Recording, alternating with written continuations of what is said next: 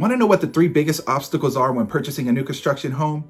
If you have the ability to overcome and accept these three huge obstacles, then you are in luck, because for the majority of buyers, these are just challenges that are just too difficult to get through. Now, I'm Andre, your Bay Area to Central Valley relocation realtor.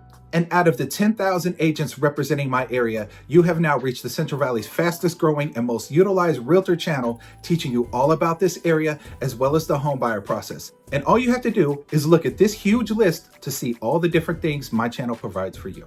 Agents need to show their value more than ever now with these new real estate changes, and these videos are how I do that for you. So there's nobody better suited to help you with your transition when you're ready. So reach out when that time comes. Now, let's get to the video.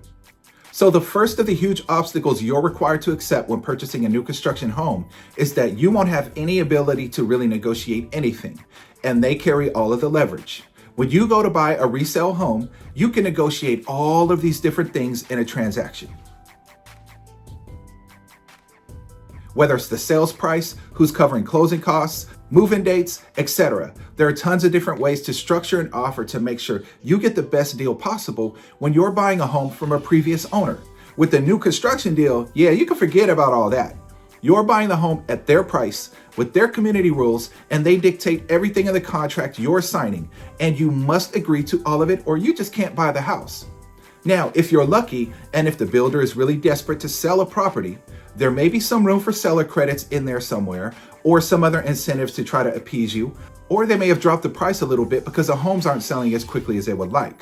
But nothing is even close to the negotiating power you have with a pre-owned home or a resale home. Number two, the timeline is the second huge obstacle. The majority of new construction homes are under contract before they have even laid the foundation. And what that means is that you're looking at a minimum of a 6-month timeline on when you go under contract for the house and when it's actually completed and ready for you to move into it. This timeline makes it very difficult for many who want to purchase a new home, because if you're currently living in a home, often you're still required to be qualified for both homes in order for them to consider selling you the new home, which is unrealistic for the majority of buyers. Most have a hard time qualifying for one home, let alone two. So often, because of this timeline required to build your new home, you're also required to sell the home you're currently in just to get pre-approved for your new construction home. And for the next 6 months to a year, and often longer than that, you have to find somewhere else to live while your house is being built, even if that means apartment living for a while. Now, some builders will accept offers contingent on selling your current home, but you better believe that it's going to cost you a lot up front, if they're even willing to do that for you, because they are not too fond of building a customized house that you designed with your upgrades that now needs to be resold to someone else if you happen to not be able to either sell your home, or you change your mind, or you're not able to close.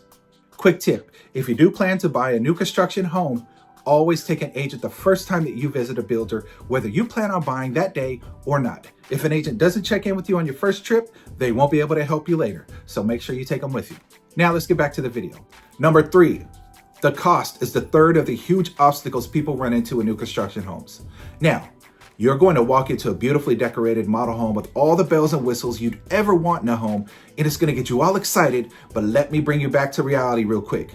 That base price you see listed for the model home is the price for the most stripped down basic version of the home. Now, let's discuss the real cost of that new construction home and why it's such an obstacle. Now, the first thing to consider financially is that just to purchase one of these homes, you have to put down a deposit to reserve your home, and this is a charge you'll incur by the builder after you have been approved to show you can actually afford the home. These deposits can vary widely depending on the builder, and I have seen them as low as $5,000, but they also typically range between 5% to 10% of the listed base price. This is only the beginning of the cost though. Now, in order to get your home to look anything like the model home you walk through, you're gonna have to add in a lot of upgrades when you go to meet with the design center, and these are gonna cost you big time. You're looking at an easy $100,000 or more to the base price of the home. Now, remember, these are all options, so none of this is a requirement. But if you fell in love with the model home and its features and want a similar setup, plan to spend a lot of money to get there. On another note, often many of these options you would like to add will require some amount of payment up front depending on what they are. This can typically range between 25 to 50% and sometimes up to 100% depending on the upgrade and the builder. Now, these are required to be paid up front because if you decide to back out or can't qualify when it's time to close, they don't want your customization to become a burden that gets in the way of them being able to sell that house to someone else because you chose a ridiculous amount of upgrades that they won't be able to get their money out of. So they make sure they get that money up front. Luckily, I can give you lots of ideas to help you mitigate the cost for these options, and that's something all of my clients have access to. So become one of them, I will hook you up. Now, that's not the end of the costs. When you go to close, your lender will require a down payment from you, and this is dependent on the loan type, but anticipate a minimum of 3% and up to 20% for a conventional loan, which is the majority of loans. Believe me, it adds up quickly, but I'd be happy to help you maximize your dollars and experience when you go to buy. Just reach out. So if this video helped, please give it a thumbs up, share, and subscribe for more info to know when thinking of relocating into the Central Valley. You got questions or comments or plan on moving tomorrow or 2 months from now, reach out to me or book an appointment with me. I'd be happy to help. Until next time, I will see you in the next video.